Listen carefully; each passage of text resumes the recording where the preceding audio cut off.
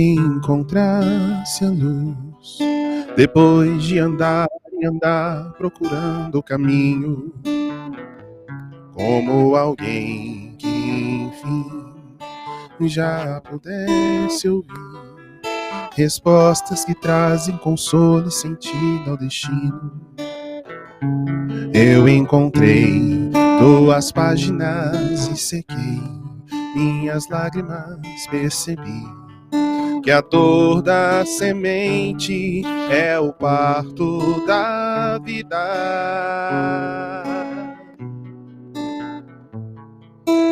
Como alguém que já quer seguir os passos do mestre com fé e razão consciente, como alguém que em si já soubesse ouvir as vozes dos seres que habitam o espaço infinito.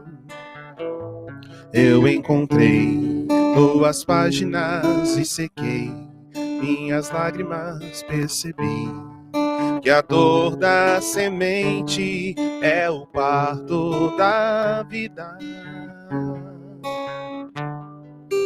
Minha dor me trouxe aqui pra entender a flor que brota em mim. Meu amor é aprendiz de um bem maior, e que seja assim nesse vai e vem. Sei que voltarei pra cuidar da flor, pra acalmar a dor e ser feliz. Minha dor me trouxe aqui pra entender a flor que brota em mim. Meu amor é aprendiz de um bem maior, e que seja assim nesse vai e vem. Sei que voltarei pra cuidar da flor, pra acalmar a dor nesse vai e vem. Sei que voltarei pra cuidar da flor, pra acalmar a dor e ser feliz.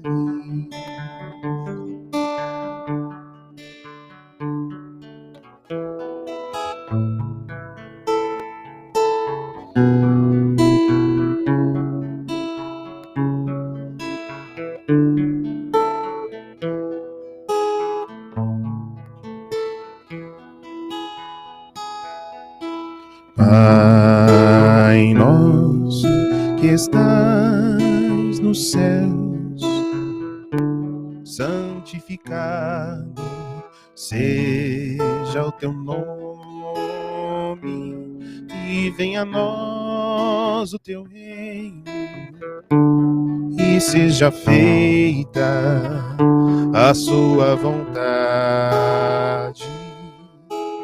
Pai, meu Pai do céu, meu Pai do céu, eu quase me esqueci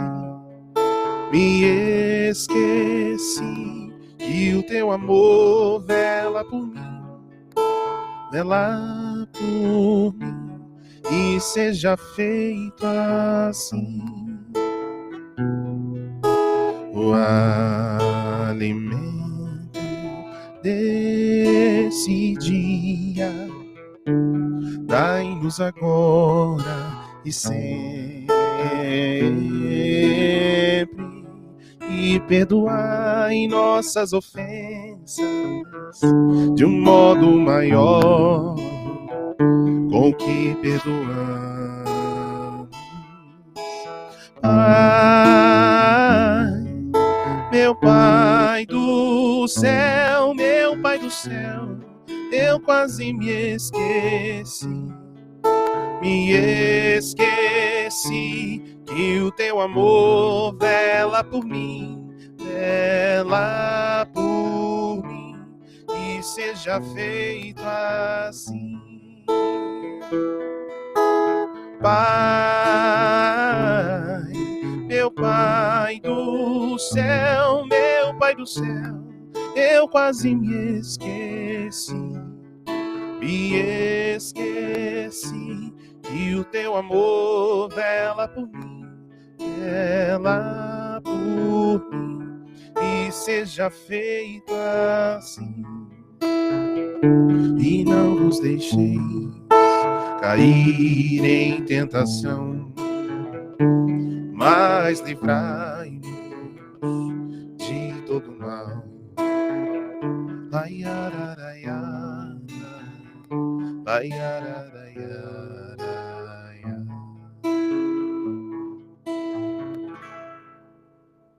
Bom, pessoal, sejam todos bem-vindos a essa reunião pública.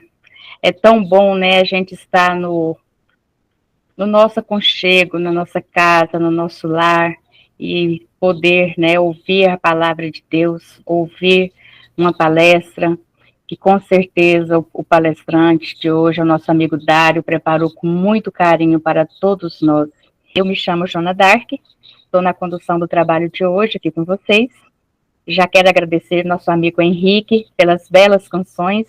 Muito obrigada, Henrique, por fazer nossa alegria cristã dessa noite. E vamos ao nosso trabalho, né? Então, na harmonização, alegria cristã, nosso amigo Henrique. Na condução estou eu, Joana Dark. Na nossa leitura do Evangelho da noite de hoje vai ser o nosso amigo Edmilson. Ele vai estar lendo o capítulo 2, Meu Reino Não É Deste Mundo, e vai estar lendo o item 1 e 2. A prece inicial, nosso amigo Jorge, companheiro nosso, trabalhador da casa. O palestrante que vai estar conversando conosco hoje é o nosso amigo Dário. Ele vai estar falando sobre o reino de Deus.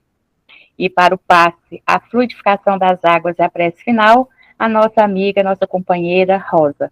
Então, vou pedir para o Henrique, está cantando mais uma musiquinha para nós, e depois da musiquinha a gente dá início. A melhor oração é o amor. A melhor oração é o amor. Tu precisas orar, mas tu deves lembrar que a melhor oração é o amor. Caridade é também oração. Gentileza, auxílio e perdão são as preces sublimes do teu coração. Gentileza, auxílio e perdão. A melhor oração é o amor. A melhor oração é o amor. Tu precisas orar, mas tu deves lembrar que a melhor oração é o amor. Tu precisas orar, mas tu deves lembrar que a melhor oração é o amor. A melhor oração é o amor. A melhor oração é o amor.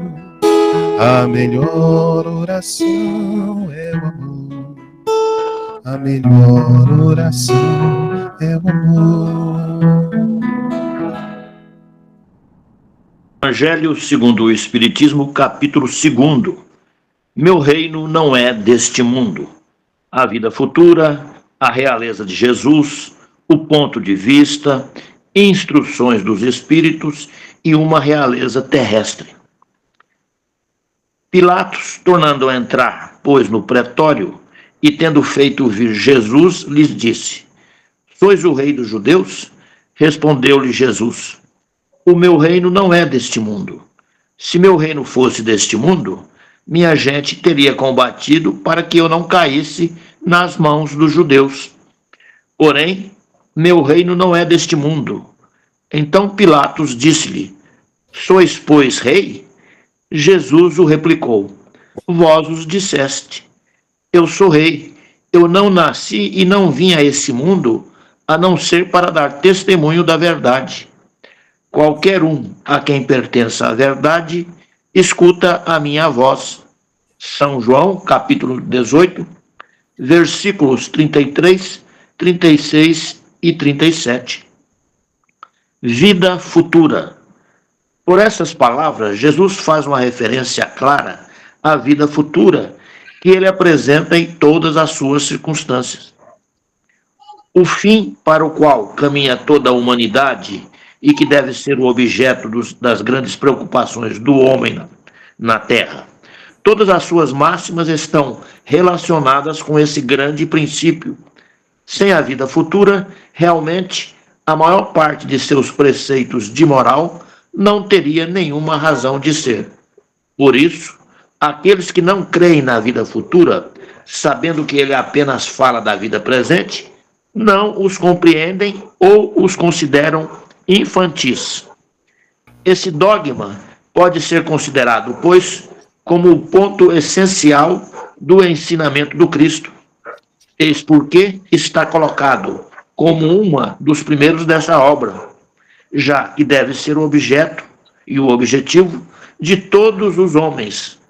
Só ele pode justificar os desequilíbrios da vida na Terra e estar de acordo com a justiça de Deus. E que assim seja, irmãos. Então vamos fechar os nossos olhos e agradecer ao nosso Pai, primeiramente pelo dom da vida. Agradecer a Ele por nos ter enviado seu Filho amado, nosso querido Mestre Jesus, que nos trouxe o verdadeiro ensinamento, o verdadeiro sentido para a nossa vida, ao nos mostrar o que era o reino de Deus. Que nós possamos, através dessa palestra de hoje, cristalizar ainda mais os ensinamentos que adquirimos até agora e que continuaremos a adquirir, em especial aqueles trazidos pelo nosso amigo palestrante de hoje. Que o Senhor Pai o ilumine para que possamos sair desta reunião com muito mais consolo, muito mais conforto e muito mais entendimento do que é o verdadeiro reino de Deus. Agradecemos a todos os irmãos encarnados e desencarnados e pedimos a todos vós que participemos com o coração cheio de graças por esse momento. Que assim seja. Graças a Deus e graças a Jesus. Bom, pessoal, temos a honra de receber nosso amigo Dário. Seja muito bem-vindo, Dário, aqui conosco mais uma vez. Então é uma alegria a gente estar aqui com vocês em mais essa noite de reunião virtual. Essa alegria, ela vem porque é uma oportunidade de estudo, né? O tema é o reino de Deus. O reino de Deus, ele está implantado aonde? Será que ele está implantado nos bens materiais, nas leis materiais? Aonde que esse reino de Deus está implantado? Né? Porque Jesus veio ao nosso planeta Terra com a missão do nosso Pai maior, né?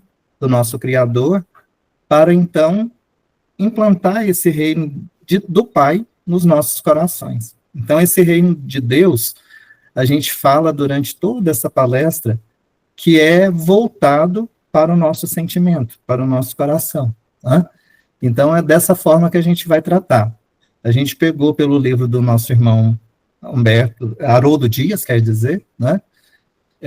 E o verbo se fez parábola. É um ensinamento no livro do Haroldo muito bacana, mas eu não tive como trazer todo o conteúdo do capítulo para essa fala, que daria muito mais de 1h30 de fala, se eu fosse trazer ponto a ponto do que o Haroldo discute. Eu começo mostrando a vocês que Jesus, sentado como um peregrino nas adjacências do templo em Jerusalém, ele foi erguido, então, pelo sacerdote Hanã. Eu busquei na internet e a gente achou essa foto aí, né, de Jesus ainda criança, e onde ele já era um palestrante nato, né? Um ser iluminado que podia estar conversando com qualquer sacerdote, que ele teria um ensinamento, ele teria uma resposta para qualquer arguição. Então aqui, Jesus já adulto, ele caminha então pelas adjacências de Jerusalém, bem próximo ao templo. E ele, em um dado momento, o sacerdote Hanã, então, procura para Jesus onde é que ele, o que ele está fazendo ali na cidade de Jerusalém. Aí Jesus responde, então, passo pela cidade buscando a fundação do reino de Deus. Quando Jesus assim responde, automaticamente o sacerdote ele já pensa assim, será que ele vai edificar um templo? Será que ele vai edificar uma igreja? Como vai ser isso, né? E então o sacerdote começa a tripudiar Jesus com determinadas perguntas, que Jesus, então, entendendo como era sarcástico o sacerdote, né, como ele era perspicaz naquelas perguntas, tão assim, jogada a ermo, né, querendo que Jesus, então, se afirmasse como poderoso, porque ali naquela época tinha vez e tinha palavra os poderosos, né? Os simples, os humildes, né? Não tinham, então, direito de colocar o seu entendimento sobre o que se processava, vamos dizer, no governo naquela época. Aqui a primeira pergunta ele fica assim, o sacerdote, né? Reino de Deus, o que pensas tu que venha a ser isto? Olha o nível da pergunta, né, gente?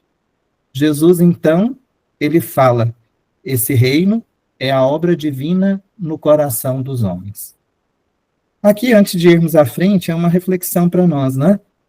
Então, esse reino de Deus, meus irmãos, ele está no nosso sentimento, ele está nas nossas boas ações, ele está no nosso bom entendimento, na nossa capacidade de sermos caridosos, fraternos, né? Para conosco e para com todos os nossos irmãos, né? Quando eu falo todos, é indistintamente. Não tem raça, não tem credo, não tem sexo, não tem situação financeira privilegiada, nada. O reino de Deus, então, é uma implementação divina nos nossos corações. Cabe aqui refletir o seguinte: somos criaturas de Deus. Assim como Jesus, nós somos criaturas de Deus. Sendo criaturas de Deus, Deus ele habita em nós em fagulhas. Não sei se vocês compreendem o que eu estou querendo dizer, né? Se ele habita em nós em fagulhas, vamos traduzir isso. Quer dizer que tem um pedacinho de Deus aqui na criatura. Né? Se ele é o Criador, ele tem uma parte em nós, seja no sentimento, seja no nosso corpo físico, mas ele habita mais no nosso intelectual. Né? Então, tem aí essa fagulha do Pai em nós. E se assim Jesus, então, tinha a missão de implementar esse reino do Pai nos nossos corações. E foi o que Jesus fez o tempo todo, né? A trajetória de Jesus sempre foi uma trajetória digna, justa, fraterna, moral. Então, todos esses exemplos, Jesus ele trouxe na caminhada dele aqui no nosso planeta Terra. Deixou isso muito claro, que eu preciso usar de todo o sentimento que o amor, essa palavrinha tão curta, ele tem de maior, né? Então, a gente vai perceber no decorrer da fala esses ensinamentos de Jesus para que o reino de Deus fosse realmente despertado em nós. Eu já trago uma reflexão. Hoje, nesse momento que nós estamos vivendo no planeta Terra, com todas as notícias que nós somos brindados, vamos dizer assim, né? Que a gente recebe assim, nem é brinde, né? As notícias, elas vêm aos montes para nós todos os dias, e elas são bem catastróficas, né? Por exemplo, as guerras que estão ainda em vigor, né? Quantas mortes, né? Quantas vidas foram ceifadas? Será que esses governantes tinham essa noção de sentimento para com o próximo? Ou ele estava vendo somente os interesses dele material, né? Para o território que ele habita naquele momento, né? Então, por exemplo, os russos estão pensando na Rússia, os palestinos também, os hebreus, enfim, todo esse povo que está em guerra, né? A gente vê aí que o sentimento de piedade para com o próximo ainda tem muito a ser trabalhado. E é isso que Jesus, então, ele traz para nós de uma forma pura, de uma forma fraterna, né? Para que nós venhamos a pensar lá no que o Evangelho, segundo o Espiritismo, mostra para nós, na lição do homem de bem. Como é que eu estou perante essa lição do homem de bem? Será que eu estou praticando todas aquelas virtudes que lá estão para que esse reino de Deus realmente habite o meu coração, ou seja, o meu sentimento? Então, cabe aí para vocês irem refletindo nisso enquanto a gente vai à frente, né? Então, o Ramaz, ele ainda vira para Jesus e fala assim, obra divina em tuas mãos. Quer dizer, ali ele vê Jesus com traje simples, com um palavreado muito intelectual, mas ele ainda traz dúvidas, ele traz questionamentos a esse respeito, né? E ainda vira, ó, com quem contas para essa imprensa tão difícil?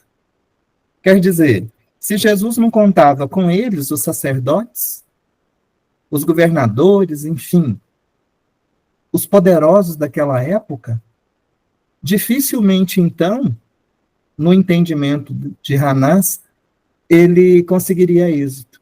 E é isso que ele tenta tirar de Jesus, né? Respostas que vinham a dizer para o próprio Jesus que ele não tinha condições, né?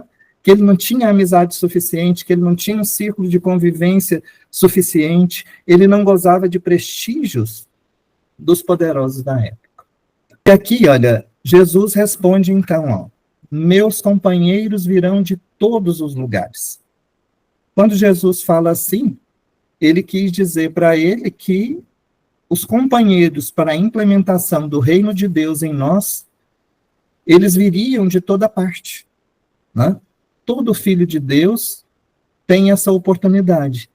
Lá naquela época, Jesus, então, ele vai buscar esses companheiros de forma com que eles já sabiam antes da encarnação que eles seriam chamados para a implementação do reino de Deus aqui na Terra. E assim, o sacerdote, bem irônico, bem sagaz, cai na gargalhada, né? E diz para Jesus, com certeza, todos os tolos e todos os ignorantes estão em toda parte do mundo. Certamente será esse o teu material de apoio. Aí Jesus, então, Jesus ouve tudo aquilo, pondera essas observações, e ele vai mais à frente. Mas Galileu, porventura já vistes uma estátua perfeita modelada com fragmentos de lama? Olha só o que Anás estava dizendo para Jesus, né? Que esses que estavam por todas as partes, por todos os lugares, não seriam pessoas com conhecimento, pessoas com poder, pessoas que tivessem uma vida como eles tinham lá naquele momento, né? Quer dizer, ele considerava os simples, os humildes, né? Pessoas que habitavam um patamar de inteligência deficitária, né? Ele está comparando aí todos aqueles que implementaram junto com Jesus o reino de Deus para nós como pessoas parcas de conhecimento, né? Para isso, Jesus, então, reflete bastante antes da resposta que vem a seguir. Sacerdote, nenhum mármore existe mais puro e mais formoso do que o do sentimento. E não há cinzel superior ao da boa vontade. Então, com essa resposta, Jesus ele atinge bem o sacerdote para ele sentir que Jesus tinha um conhecimento bem maior do que o dele, e ele tinha muita propriedade em buscar essas pessoas que ele buscou para a implementação do reino de Deus nos nossos sentimentos, através do exemplo.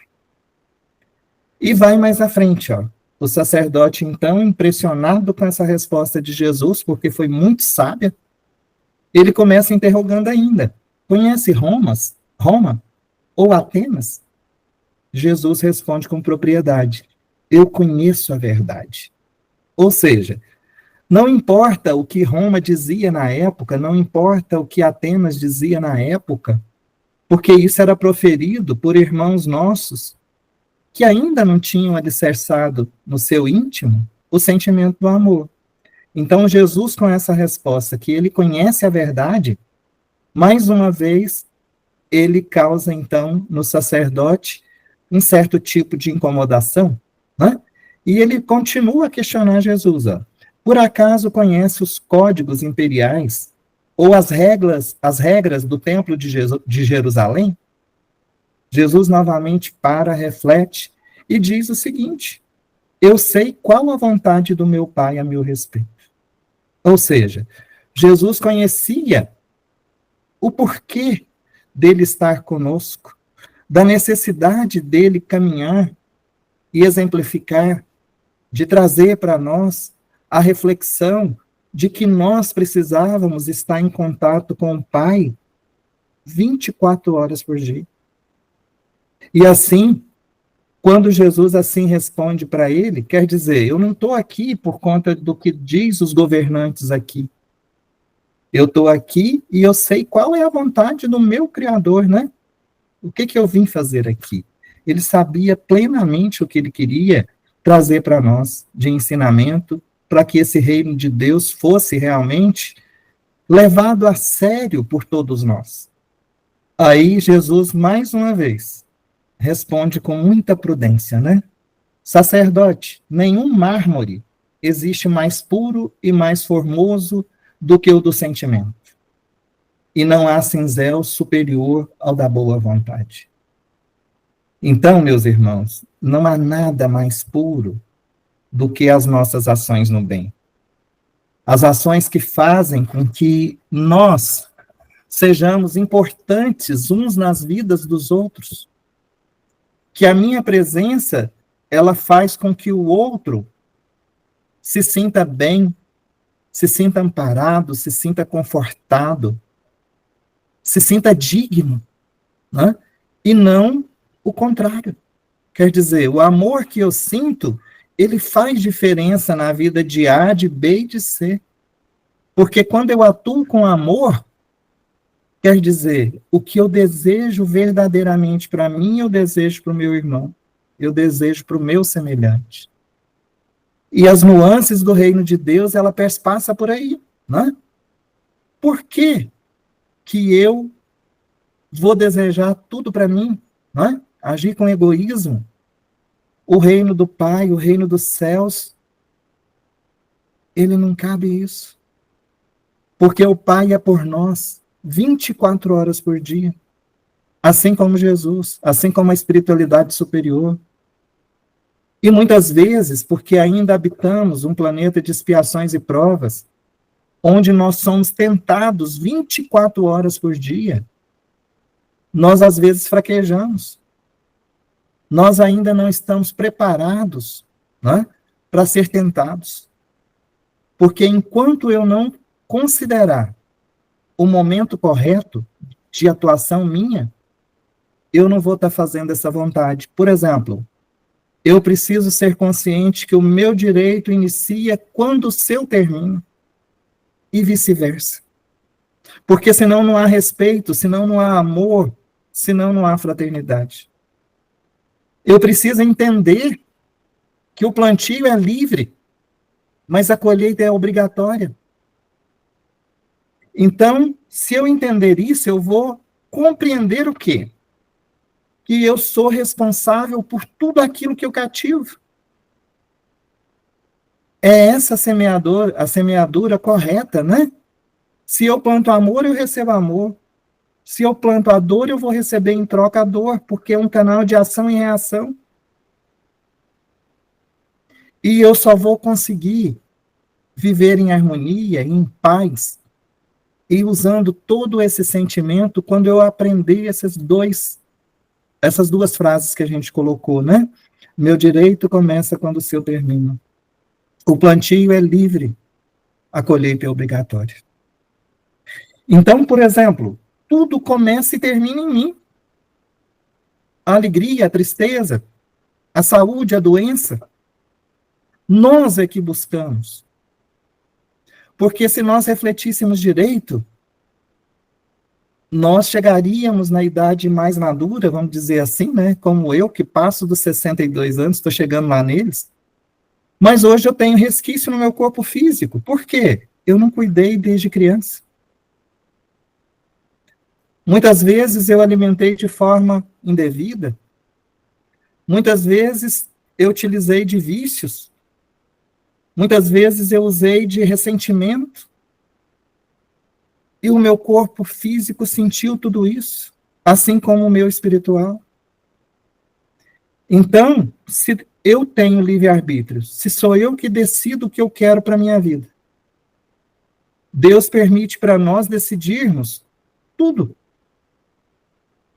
A gente só é subtraído quando a gente tem aquele sentimento de destruição, né, que eu falei das guerras.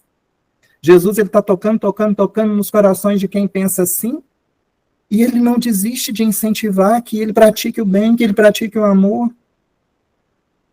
Mas muitas vezes o que acontece conosco? A gente está num patamar tão abaixo que a gente não percebe a companhia do Pai, de Jesus, da espiritualidade superior.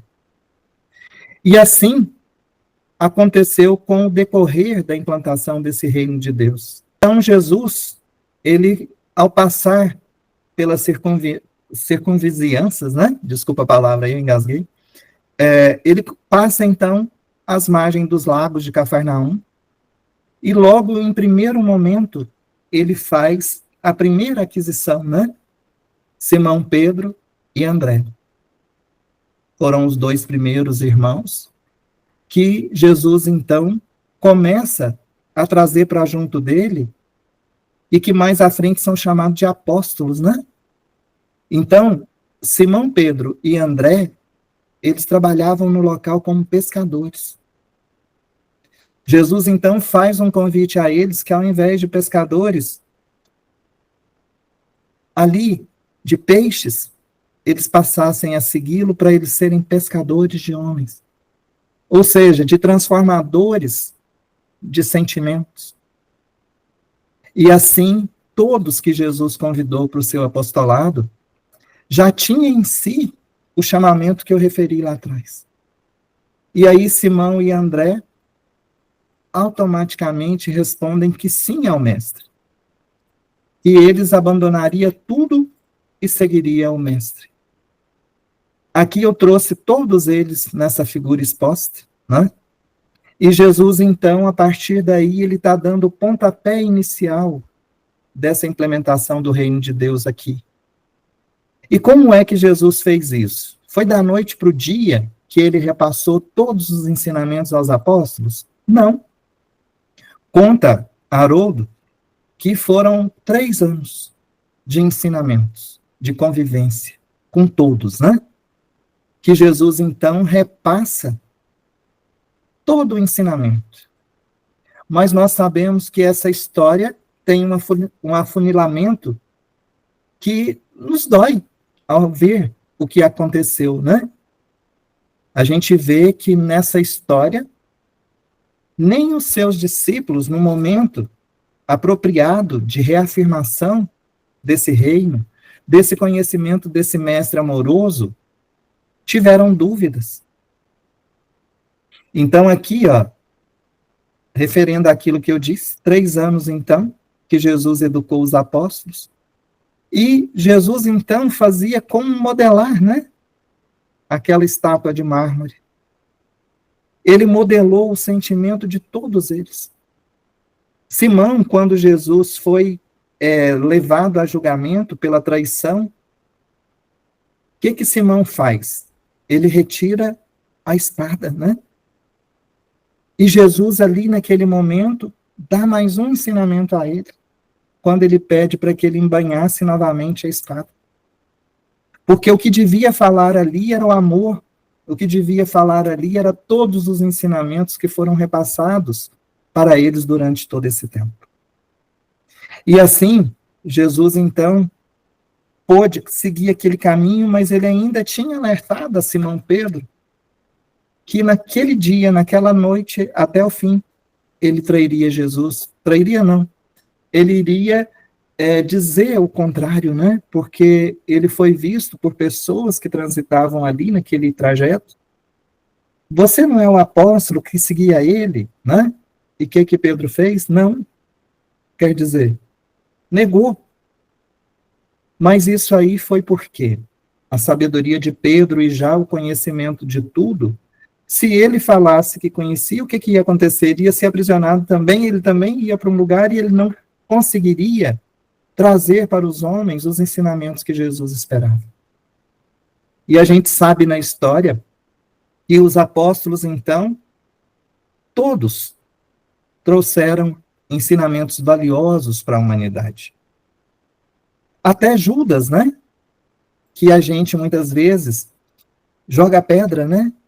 A gente, no primeiro momento, a gente pensa assim, nossa, por que ele traiu, né? Jesus, desde o início, sabia. E conta lá no livro do Haroldo que Judas fez o que fez porque ele achava Jesus muito simples. Jesus desprovido de amizade junto aos que detinham o poder naquela época. Então ele foi até os sacerdotes, pensando que estava ajudando Jesus a implementar o reino de Deus. Quando Judas, então, procura eles, ele entende, ali naquele momento, que ele iria ajudar Jesus, ele ia fazer essa implementação, e depois que todo esse contato, que todo esse privilégio, usufruído ali desses que tinham o poder, ele, Judas, viria e entregaria para Jesus esse reino devidamente implementado. Então, se nós formos ver, nós não temos que julgar Judas. Nós, então, teríamos que colocarmos no lugar de Judas. Né? Não obstante da petulância e a ironia do sacerdote Anã, onde está a velha Atenas? Se a gente for refletir hoje, naquele momento, tudo que os poderosos daquela época lá atrás edificaram está em escombros, está em ruínas. Continuamos a perguntar, onde está Roma? Igualmente em ruína, aqueles templos, aqueles locais onde era praticado todo tipo de ação contrária ao bem, vamos dizer assim, né? Tudo em ruína. E o nosso sentimento, meus irmãos? Será que está em ruína também? Será que está fragmentado? Ou será que nós já entendemos que nós precisamos fazer a nossa melhor parte aonde quer que nós estejamos? Olha o que a gente traz de perguntas, né? Onde estão os generais poderosos de outrora? Todos foram obrigados a atravessar as portas do túmulo. Quer dizer, eram mortais, né? Não sabiam o que estavam fazendo, não sabiam a grandeza da proposta, e como nós, hoje devem estar reencarnados e aprendendo como nós estamos aprendendo. Todos os poderes, toda a grandeza, toda a riqueza humana se esvai com a velocidade vertiginosa. Aí eu começo, será que eu estou usando o meu tempo produtivamente? Será que eu não estou pensando só na matéria? Será que eu estou cuidando do espírito? Será que eu estou cuidando do aprendizado que o reino de Deus requer? Será que esse amor já fala aqui em mim? Aí a gente ainda trouxe lá do Haroldo. A única coisa que permanece é aquilo que nós construímos dentro do nosso coração. Era o que Jesus preconizava em tudo quanto é lugar que ele estava, todo lugar que ele passava. Sempre era esse amor, sempre era essa transformação, sempre era esse o sentimento. Então, se o reino de Deus, ela é uma obra divina em nosso coração, Deus quer sempre o melhor, conquanto o melhor nem sempre é o que queremos.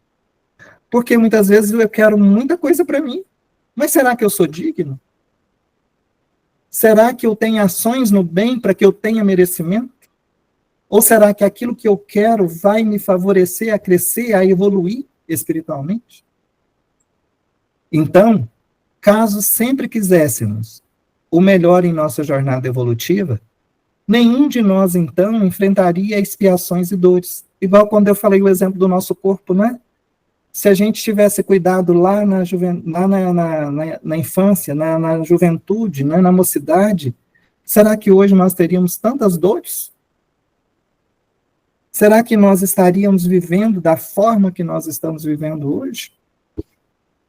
Então ele ainda fala para nós, ó, é por escolher o pior que atraímos sofrimento para a nossa senda espiritual. Nessa passagem, Jesus ensina a submissão à vontade divina. Volto aqui a recordar a todos que nós temos duas portas para seguir. Uma é a porta estreita, que nos clama para as virtudes, para vivermos sob medida, comedidamente. E a segunda porta é a porta larga, a porta dos prazeres, aquela porta que nós pensamos que nós temos só essa encarnação. Queremos fazer tudo impensadamente. Então, olha só, a gente trouxe uma figura bem significativa, né? Nós somos as escolhas que nós fazemos. Judas, então, olha só o final. Não compreendia a mansidão do Cristo. Em sua perspectiva, Jesus era tímido, como a gente falou, né? Em suas resoluções, e agia tão lentamente. Jesus acreditava que o sucesso do evangelho dependia de uma aliança com os poderosos da época. Ele não conseguia entender que o reino de Deus, ele é obra divina, é obra do nosso coração. E como é que a gente vê esse regresso de Jesus? Como é que acontece? O regresso de Jesus após a morte, ele reacende, então, a chama no coração dos apóstolos. Pois naquele momento da crucificação, e quando Jesus, então, eleva o espírito ao Pai e abandona o corpo, todos são tocados quando o Mestre aparece para eles, mostrando que a vida continua, que o que permanece são os bons exemplos, é o sentimento. É tudo isso que nós precisamos entender para que essa construção do reino de Deus ela ocorra em nós. Muito obrigado, e eu espero que eu tenha trazido algumas reflexões para vocês, né? Nós vamos verificar como esse reino de Deus, até o momento, está aqui, no meu sentimento. Eu já me questionei, desde que comecei a preparar essa fala, sobre os meus pontos fortes e os meus pontos fracos. E eu convido a todos vocês a fazerem a mesma coisa. O que de bom eu estou fazendo? E o que de bom eu ainda não estou fazendo? Para depois ir para o segundo vício, para o segundo defeito, e assim sucessivamente. Porque nenhum de nós conseguimos nos transformar de um dia para o outro. Muito obrigado, um grande abraço. Dário, nós queremos agradecer. Foi de muita valia a sua reflexão para todos nós. Meu amigo, muito obrigada. Pessoal, vou pedir ao Henrique para cantar uma música para nós fazermos nossa prece final, tá bom? Pode ser, Henrique? Vai e descobre caminhos por entre sementes de luz, banhadas de amor, e em paz segue em passos de fé sobre as pedras, com todas da dor, suave lição. Vai e começa com o dia que se inicia a cada manhã.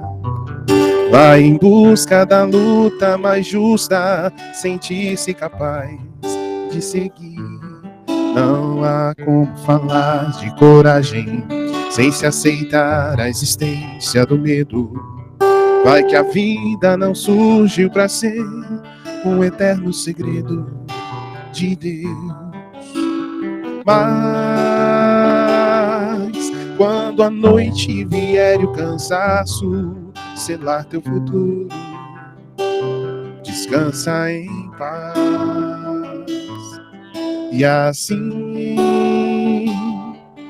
poderás repensar novas metas perante o escuro, buscar o amor de Deus.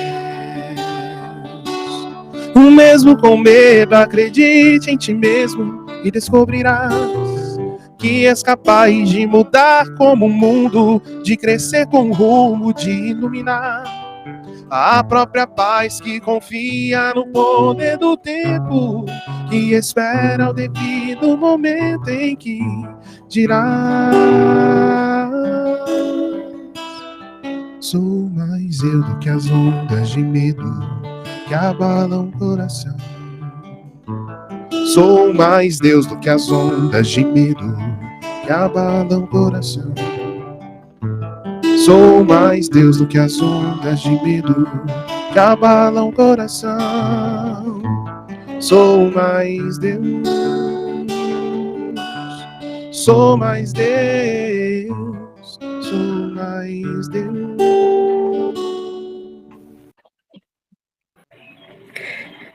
Paz e luz a todos.